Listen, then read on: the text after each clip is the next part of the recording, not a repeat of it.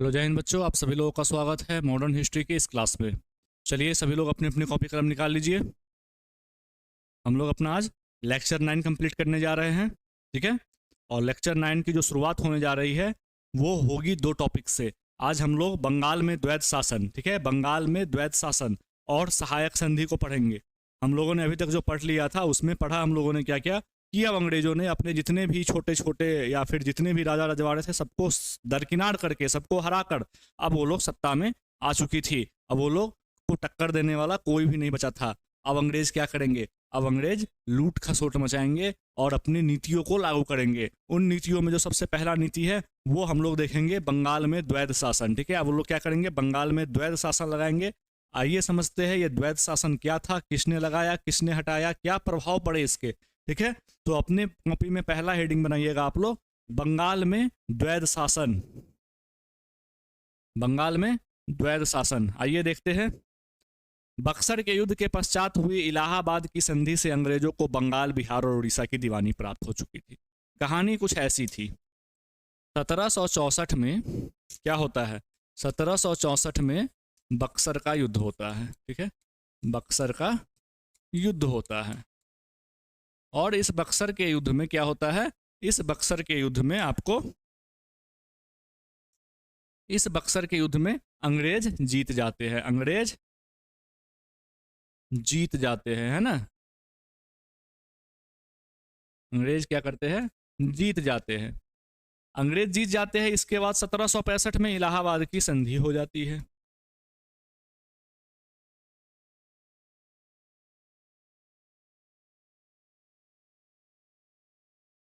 इलाहाबाद की संधि होती है, ठीक है। इलाहाबाद की संधि होती है और इलाहाबाद की संधि के बाद लॉर्ड क्लाइव नामक जो व्यक्ति होता है वो बंगाल में क्या करता है? कठपुतली शासक को बिठा देता है। इलाहाबाद की संधि के तहत दीवानी अधिकार किसको मिल जाते हैं? बंगाल, बिहार, उड़ीसा की कंपनी को मिल जाते हैं। और कंपनी क्या करती है? बंगाल में रजा खान, बिहार में सिताब राय और उड़ीसा में राय दुर्लभ को बिठा देती है कि भाई अब तुम लोग सारा दीवानी काम देखो। और होता क्या है कि हम लोग सिर्फ टैक्सेशन वसूलेंगे, हम लोग पैसा वसूलेंगे, और जो न्याय वाला काम है, जो रूल रेगुलेशन वाला काम है कि प्रजा को क्या मिलेगा, प्रजा क्या खाएगी, रोजगार कैसे मिलेगा, आपसी लड़ाई झगड़े कैसे सुलझेंगे, ये कौन देखेगा? तो ये राजा देखेगा, ठीक है। ये समस्या आपको बंगाल में उत्पन्न हो जाती है, ठीक है। तो दीवानी प्राप्त हो चुकी थी। आगे चलकर बंगाल के नवाब नजमुद्दौला ने अंग्रेजों को दीवानी के साथ साथ सूबेदारी भी दे दी। सूबेदारी क्या होती है? अंग्रेजों को दीवानी के साथ साथ, दीवानी तो मिली ही हुई थी इलाहाबाद की संधि में, सूबेदारी भी मिल गई आगे चलकर। सूबेदारी का मतलब हुआ कि आप उस क्षेत्र के कर्ता धर्ता अब आप ही है। राजा सिर्फ नाम मात्र का रह गया, राजा सिर्फ नाम मात्र का रह गया। अब सारा काम भले राजा के नाम से होगा लेकिन करेगा कौन? तो करेगी ईस्ट इंडिया कंपनी, ठीक है। किसने दे दिया आपको निजामत अधिकार या सूबेदारी अधिकार? तो नजमुद्दौला ने दे दिया। कंपनी भिवानी और सूबेदारी, दीवानी होना चाहिए यहाँ, भिवानी नहीं, दीवानी और सूबेदारी के कार्यों का निष्पादन अपने भारतीय अधिकारियों के माध्यम से करती थी। और वो भारतीय अधिकारी कौन कौन थे? मैंने आपको बताया। बंगाल में कौन था? बंगाल में, बिहार में और उड़ीसा में, है ना। 3 लोगों को बिठा दिया भारतीय अधिकारियों को। बंगाल में रजा खां, बिहार में सिताब राय और उड़ीसा में राय दुर्लभ। उड़ीसा में राय दुर्लभ, ये 3 लोग थे, ठीक है। इनके माध्यम से कंपनी अपना सारा सिस्टम बंगाल, बिहार, उड़ीसा में चला रही थी। बाकी सभी कार्य नवाब के अधिकारी और कर्मचारी पहले की तरह ही देखते थे। बाकी सारे काम आपको, दीवानी वाला काम, सूबेदारी वाला काम अंग्रेजों ने लिया। बाकी जो भी काम थे, जो आप लोग देख रहा था, जो निजाम देख रहा था, जो शासक देख रहा था, राजा देख रहा था, वो वैसा ही देख रहा था, ठीक है। उसमें कोई बदलाव अंग्रेजों ने नहीं हस्तक्षेप किया, नहीं बदलाव किए। इस प्रकार की व्यवस्था में अधिकार किसी के पास और उत्तरदायित्व किसी के पास। अधिकार किसके पास था? अधिकार अंग्रेजों के हाथों में था। हम जैसा बोलेंगे वैसा होगा, लेकिन उत्तरदायित्व, रिस्पॉन्सिबल कौन हो गया? जनता के प्रति रिस्पॉन्सिबल थोड़ी थी अंग्रेज। अंग्रेज को तो सिर्फ पैसों से मतलब था। जनता के प्रति रिस्पॉन्सिबल कौन हो गया? तो नवाब हो गया।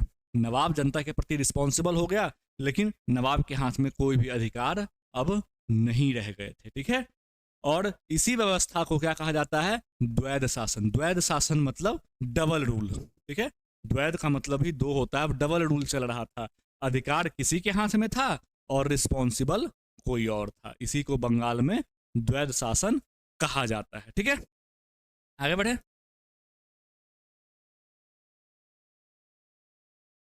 1765 से लेकर 1772 तक चलता है। 1772 में एक गवर्नर आएगा, उसका नाम है वॉरेन हेस्टिंग। वॉरेन हेस्टिंग इस द्वैध शासन को बंगाल में समाप्त करता है। ठीक है, तो पहला प्रश्न आपको, बंगाल में द्वैध शासन किसने लगाया? तो रॉबर्ट क्लाइव ने लगाया। ठीक है, क्यों लगाया उसकी कहानी मैंने आपको बताई। जहाँ जहाँ भी लगाया था द्वैध शासन, वहाँ पे एक भारतीय लोगों को नियुक्त किया था। वो कौन कौन लोग थे वो भी मैंने आप लोगों को बताया। तो जो भी आपके इसके पीटी पॉइंट ऑफ व्यू से इंपॉर्टेंट है वो सारे फैक्ट्स आपको लिख लेने हैं। बाकी पीपीटी में टेलीग्राम ग्रुप में आपको डाल दूंगा। ठीक है, बाकी मैं आपको कहानी बताते हुए चल रहा हूँ जिससे कि आपको समझदारी आपकी बढ़े, आप चीज़ों को कैच कर पाए, आप चीज़ों को समझ पाए। क्योंकि मैं सीधा पीपीटी पढ़ दूंगा और आगे बढ़ जाऊंगा तो आपको कुछ याद होने से रहा।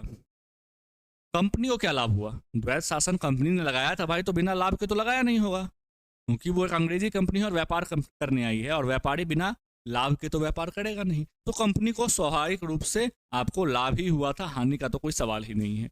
ब्रिटिश कंपनी को बंगाल में द्वैध शासन स्थापित करने के पश्चात प्रशासनिक कार्यभार में अत्यधिक मेहनत नहीं करना पड़ा, इसके बावजूद ही बंगाल पर उसका पूर्ण नियंत्रण बना रहा। पहला लाभ पता है इनको क्या हुआ? पहला लाभ हुआ प्रशासनिक रूप से। प्रशासनिक रूप से इनको पहला लाभ हुआ। सेना सिपाही किसके? नवाब के। ठीक है, जो भी आपको काम कर रहे हैं वो लोग किसके? वो आपको बंगाल के नवाब के। लेकिन सारा पैसा कौन हड़प रहा है? तो ईस्ट इंडिया कंपनी।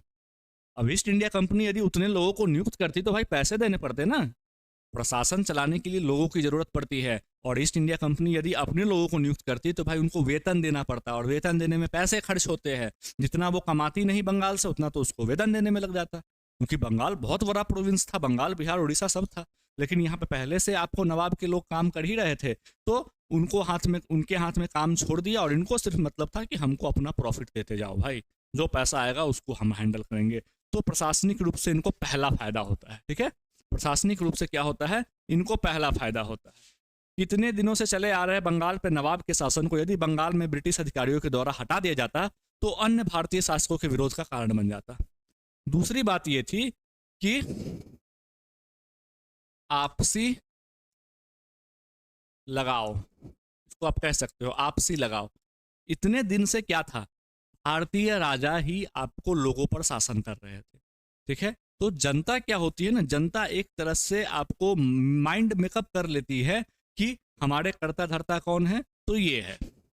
लेकिन अचानक से सत्ता परिवर्तित हो जाता और सभी राजाओं को हटाकर एक अंग्रेज बैठ जाता सिंहासन पे, तो लोगों की एक्सेप्टेंसी थोड़ी कम हो जाती, लोग एक्सेप्ट नहीं कर पाते उसे, और लोग और अगल बगल के राजा क्या करते? विद्रोह कर देते। ठीक है, लोग क्या करते? विद्रोह कर देते। इस चीज से बचने के लिए अंग्रेजों को ने कहा कि पहली बात तो ये, हमें इससे क्या मतलब, हमें तो पैसों से मतलब है और पैसे हमें मिल रहा है, प्रशासन से हमें क्या मतलब। दूसरी बात ये, अंग्रेज अभी हमारे यहाँ का इनर सिस्टम नहीं जानते थे, अभी अभी ये आए ही थे। अंदर में क्या व्यवस्थाएं है, किस प्रकार से व्यवस्थाएं चलानी है, प्रशासनिक व्यवस्थाएं, राजनीतिक व्यवस्था किस प्रकार से चलती है, उन्हें यहाँ के बारे में नहीं पता था। तो उन्होंने इंटरफेयर ना करना ही उचित समझा। तो आपसी लगाव जो था लोगों का राजा के प्रति, अंग्रेजों ने इस चीज़ों को भली भांति समझा और राजा को पद से हटाया नहीं, बल्कि उन्हें अपना कठपुतली शासक बना दिया। ठीक है, पपेट बना दिया अपना। ठीक है, तो दूसरा फायदा तो उनको ये हुआ। आइए और देखते हैं। सबसे महत्वपूर्ण रूप से ब्रिटिश कंपनी को आर्थिक लाभ मिला, क्योंकि यदि वो प्रशासन अपने हाथों में रखती तो उनको भारी वेतन खर्च करने पड़ते। ठीक है, वेतन का बचाव हुआ, वेतन बचा, वेतन बचा। एक तो प्रशासनिक रूप में, प्रशासनिक चीज़ों में इनको इंटरफेयर नहीं करना पड़ा, इनको अपना माथा नहीं लगाना पड़ा। दूसरा इनका आपसी लगाव। ठीक है, राजा के प्रति जो लोगों का आपसी लगाव था, इसको इन लोग पकड़ लिए, इस चीज़ को ये लोग जान गए, और इन्होंने राजा को पद से नहीं हटाया, सिंहासन से कभी बेदखल नहीं किया। बाद में करेंगे। वेतन बचा। यदि बड़े बड़े अधिकारी रखते, आपको इतना बड़ा डाटा, पैसा कहाँ से आ रहा है, कहाँ जा रहा है, वसूली कौन करेगा, लाएगा कौन, तो इन हर चीज़ों के लिए इतने बड़े प्रोविंस में आपको बहुत सारे आदमियों को नियुक्त करना पड़ता, और नियुक्त तो कोई काम फ्री में करेगा नहीं।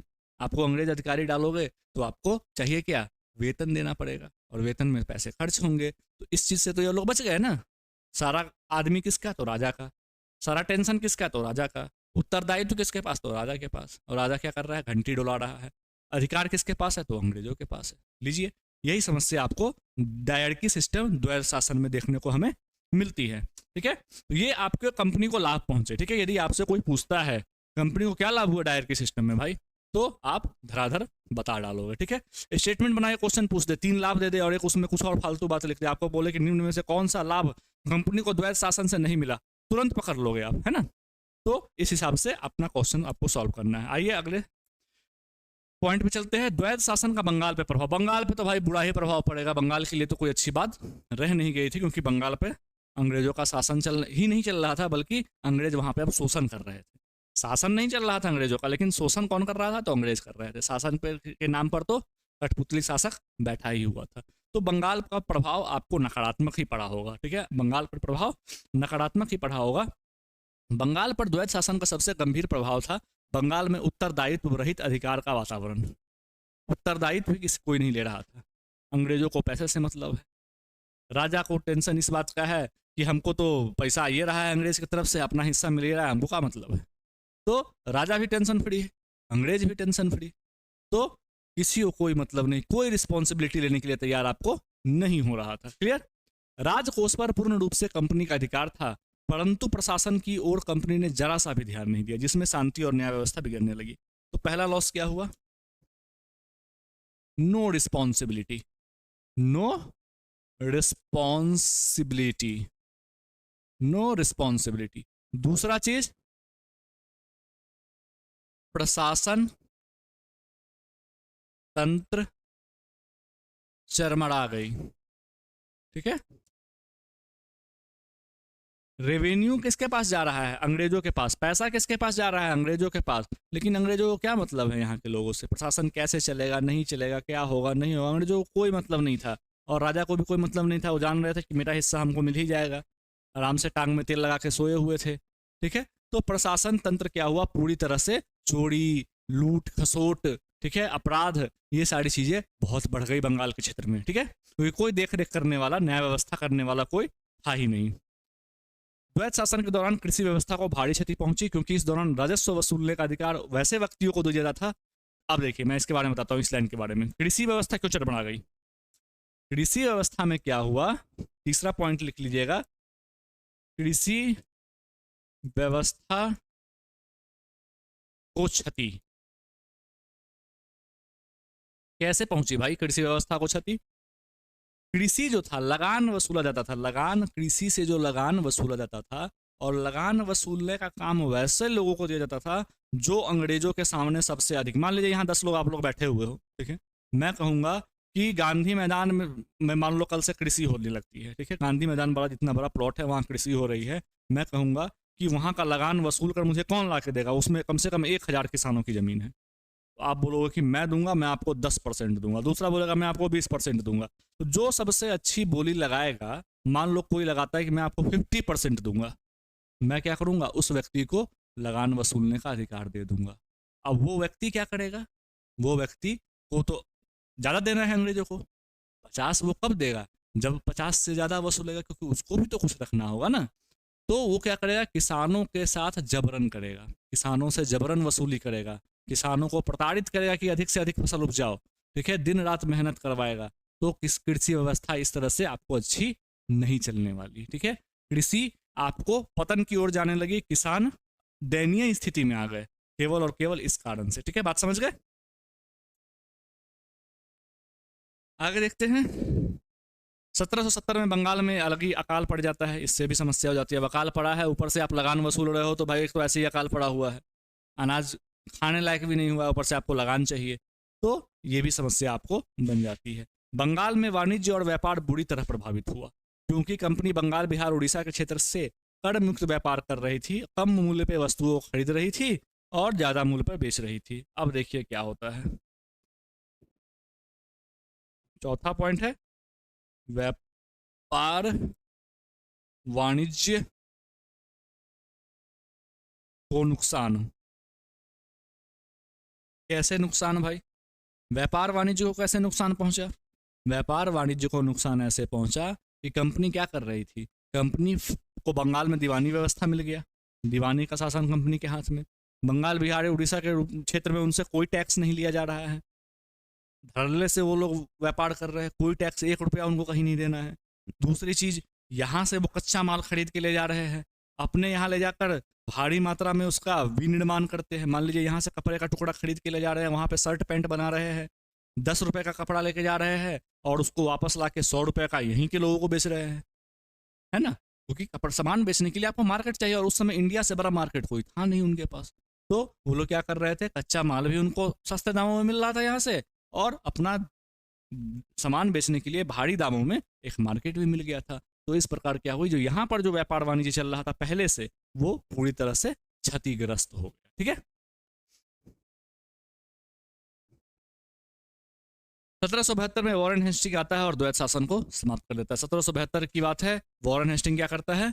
वॉरेन हेस्टिंग आपको आता है और इस द्वैत शासन की जो सिस्टम को होता है उसको पूरी तरह से वो समाप्त कर देता है। ठीक है, इसको लिख लीजिएगा। आगे बढ़ते हैं।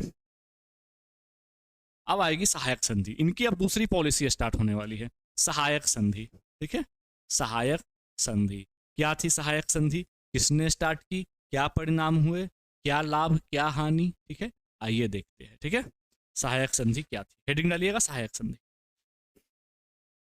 शुरू किसने किया था? तो लॉर्ड वेलेजली ने किया था। किसने शुरू किया था? तो लॉर्ड वेलेजली ने सहायक संधि के जन्मदाता कौन थे आपको अंग्रेजों में?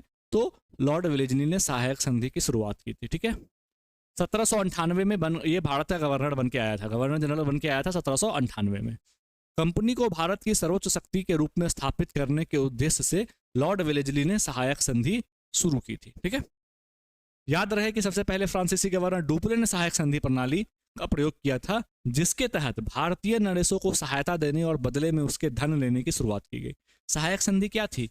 सहायक संधि थी कि अंग्रेज क्या करते थे कि राजा के पास गए, हम आपकी सहायता करना चाहते हैं।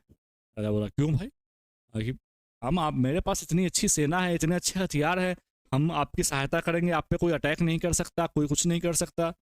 बदले में, तो बदले में आप मेरी एक सेना अपने महल में रख लीजिए, कोई अटैक करे एक बार फोन घुमा दीजिएगा, देखिए नस्ता नाबूद कर देगी सेना को। राजा का अरे वाह, इनकी सेना तो बहुत मॉडिफाइड है, बहुत आधुनिक है, चलो रख लेते हैं। लेकिन उस समय वो लोग अंग्रेजों की मंशा नहीं समझ पाए। अंग्रेज क्या चाहते थे? अंग्रेज चाहते थे कि हम इनके घर में घुस जाए, आपके घर में कोई बाहरी आ जाए 10 लोग और रहने लगे। ठीक है, कि आप टेंशन मतलब आपके घर में है ना, कोई आपकी तरफ आंख नहीं उठाएगा, लेकिन इसका नुकसान जानते हो क्या होगा? कि वो आपके घर की सारी बातों को धीरे धीरे धीरे धीरे जान जाएगा और अपना प्रभुत्व बढ़ाने लगेगा आपके घर में। यही चीज अंग्रेजों ने किया, यही चीज अंग्रेजों ने किया। सेना रख दी, और सेना का खर्चा कौन उठाएगा? सेना है राजा साहब उठाएंगे। सेना क्या खाएगी, पिएगी, कहाँ जाएगी, कैसे जाएगी, सब कुछ राजा साहब उठाएंगे। और राजा साहब निश्चिंत थे कि अब हम पर तो कोई अटैक ही नहीं करेगा, क्योंकि अंग्रेजों की सेना है हमारे महल में। और राजा साहब क्या करते थे? अंग्रेजों की सेना को रख लेते थे।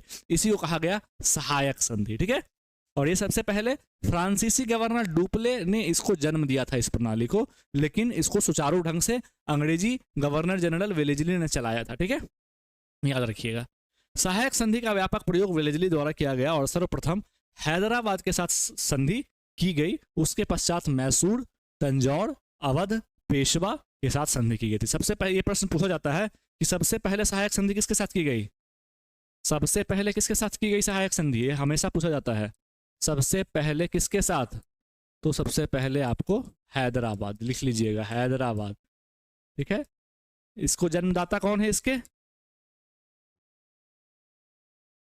जन्मदाता पूछे तो लिखिएगा डुप्ले। डुप्ले ने इसको जन्म दिया था, इस सहायक संधि की प्रथा को। और इसको रेगुलर किसने किया था? अंग्रेजों में, ईस्ट इंडिया कंपनी में इसको किसने लागू किया? तो वेलेजली ने। ठीक है, वेलेजली ने। और ये था क्या सिस्टम, ये भी मैंने आप लोगों को बता दिया। क्लियर? आइए आगे बढ़ते हैं, विशेषता देखते हैं क्या क्या बातें थी सहायक संधि में। इस संधि के तहत कुछ शर्तें रखी गई थी। क्या शर्तें थी भाई? जो देशी रियासत इस संधि को स्वीकार करेगा उसे कंपनी की अनुमति के बिना राज्य में शत्रु राज्य के व्यक्ति को शरण नहीं देनी है, नहीं नौकरी देनी है। पहली बात क्या हुई? पहली बात जो हुई कि शत्रु राज्य से कोई संबंध नहीं। अब आप सोचोगे कि शत्रु राज्य के साथ ऐसे भी कौन संबंध रखता है? तो अरे भैया, शत्रु राज्य वो जो अंग्रेजों के शत्रु थे। अंग्रेजों ने कहा कि आपके जो शत्रु है वो तो ठीक ही है, जो हमारे शत्रु है उसको भी आप अपने राज्य में एंट्री या नौकरी नहीं देंगे। पहली बात ये हुई, ठीक है। आगे देखिए क्या होती है। उसे देशी रियासत की रक्षा के लिए अपनी सेना रखेगी जिसका खर्च रियासत को उठाना पड़ेगा, ठीक है। उसका खर्च कौन उठाएगा? उसका खर्च रियासत उठाएगा। आपको क्या करना होगा? एक सेना रखना होगा, ठीक है। एक सेना रखना होगा, मैंने आपको बताया ना। और सेना रहेगी तो किसके खर्च पे रहेगी? राजा के खर्च पे, ठीक है। सेना रहेगी तो किसके खर्च पे रहेगी? राजा साहब के खर्च पे रहेगी। शासन प्रबंधन के लिए आपको एक रेजिडेंट रखना होगा, मतलब एक टुकड़ी, ठीक है, जिसमें एक अंग्रेज हेड होगा, वो आपके दरबार में रहेगा। क्योंकि शासन प्रबंधन, भाई आप एक सेना रहेगी तो सेना का शासन प्रबंधन वगैरह कौन देखेगा भाई? ट्रेनिंग हो गया, उसको कहाँ जाना है, नहीं जाना है, कैसे काम करना है, नहीं करना है, टोटल मानिए तो पूरी कहानी थी अंग्रेजों की। अंग्रेजों का मकसद क्या था? आपके घर में घुसकर आपकी कमजोरियों को जानना। तो अब कहा कि अब हमारी एक रेजिडेंट भी आपके महल में रहेगी। भारतीय ना देश के भारतीयों ने देश के आंतरिक शासन में किसी भी प्रकार का हस्तक्षेप नहीं किया जाएगा। भारतीयों के, ठीक है, भारतीयों के आंतरिक शासन में किसी भी प्रकार का। राजा ने भी कहा कि हमारे आंतरिक मामले में आप कोई हस्तक्षेप नहीं कीजिएगा। अंग्रेजों ने कहा जी हुजूर, हम कोई हस्तक्षेप नहीं करेंगे, कहने के लिए बस। अंग्रेजों ने कहा जी हुजूर, हम लोग क्यों हस्तक्षेप करेंगे, हम तो बस आपकी सुरक्षा के लिए आए हैं। तो अंग्रेज बहुत मीठा मीठा बोलकर अपना काम निकलवाते थे, लेकिन भारतीय राजा ये बात समझ नहीं पाए। कंपनी राज्य को आंतरिक एवं बाहरी आक्रमणों से सुरक्षा देगी। बोले कि बस हम आपके आंतरिक कामों में डिस्टर्ब नहीं करेंगे, हम तो आपको आंतरिक और बाहरी शत्रु से रक्षा करेंगे आपकी। लेकिन अंग्रेजों का मुख्य उद्देश्य क्या था? बाकी शत्रुओं का नाश करना और अपने सेना को मजबूत करके और आपको महल में घुसा देना, जिससे कि आपकी सारी आंतरिक जानकारी हमारे पास आती रहे, ठीक है। और आपकी कमजोरियों को जानना। और एक विशाल सेना भी बनने लगी अंग्रेजों की ना, और अंग्रेजों को 1 रुपया नहीं खर्च करना पड़ रहा है भाई, क्योंकि सेना का पालन पोषण कौन कर रहा है? तो राजा साहब कर रहे हैं। तो ये आपको इसके कुछ पॉइंट्स थे, ठीक है। कंपनी पर क्या प्रभाव पड़ेगा भाई? ये तो सीधी सी बात है, कंपनी अपने लाभ में ही रहेगी, क्योंकि कंपनी लेके आई है योजना, तो कंपनी को तो फायदा ही फायदा है। अंग्रेजों की संधि से अन्य कंपनियों का प्रभाव रियासतों में पूर्ण रूप से समाप्त हो गया। क्यों नहीं होगा भाई? जितनी भी दूसरी कंपनी थी उसके प्रभाव को खत्म करने के लिए तो कंपनी की सेना घुसी थी आपको महल में, कि कोई भी बाहरी पहला शर्त क्या था? जो आपका शत्रु है वो तो नहीं ही आएगा राज्य में, जो हमारा शत्रु होगा वो भी राज्य में या आपके महल में नहीं दिखना चाहिए। तो दूसरे जितनी भी कंपनियां थी, दूसरे जितने भी प्रतिद्वंदी थे, वो तो एक एक करके साइड होने लगे, ठीक है। कंपनी को भारतीय राज के खर्चे पर एक विशाल सेना मिल गई। अब एक विशाल सेना का निर्माण हो गया भाई बिना पैसे के, क्योंकि खर्चा कौन उठाएगा? तो राजा साहब उठाएंगे। और कंपनी को 1 टका नहीं खर्च करना है, और कंपनी की सेना बढ़ती जा रही है। रियासतों में सेना के मौजूद होने के कारण भारतीय राज्य किसी भी प्रकार का संघ नहीं बना सकते। अब जिन राज्यों ने सहायक संधि स्वीकार कर ली, आप मान लीजिए कि ABCD 4 राज्य है, और इन चारों ने सहायक संधि स्वीकार की है, ठीक है। अब ये चाह कर भी संघ का निर्माण नहीं, संघ का मतलब हुआ ग्रुप्स नहीं बना सकते हैं आप लोग। धीरे धीरे बात बढ़ने लगी, अब आप लोग शर्तें बढ़ने लगेगी, धीरे धीरे राजा का कोष खाली होने लगेगा, क्योंकि इतनी बड़ी सेना खर्चा कर रहे हैं बिना मतलब के, कोई फायदा हो नहीं रहा है। तो धीरे धीरे तो आपकी आर्थिक स्थिति पे प्रभाव पड़ेगा, ठीक है। और जब आपकी स्थिति चरमराएगी, अंग्रेजों की स्थिति ऊपर उठेगी, अंग्रेज आपको दबाएंगे। तो आप ग्रुप्स नहीं बना सकते हैं, अलायंस नहीं बना सकते हैं। कंपनी भारतीय राजाओं के आपसी विवादों के मध्य हस्तक्षेप करने लगी। स्टार्टिंग में क्या बोली थी कि आंतरिक मामले में नहीं घुसेंगे, अब आंतरिक मामले में घुसने लगी।